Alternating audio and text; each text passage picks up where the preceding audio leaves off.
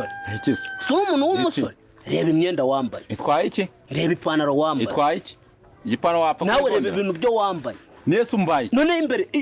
y'uriya mukobwa witwa Esther uruhu ibyo bintu wambaye nta kuntu vare kuvugaga ngo ufite amafaranga waguze ishati ugahindura imyenda ugahindura ipantaro ugahindura inkweto kugira ngo buriya ukiyogosha none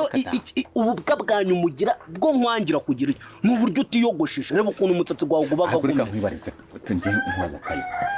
kuyogoshesha ngiyogoshesha nshaka kuyogoshesha mu mezi abiri ariko mbari yogoshesheje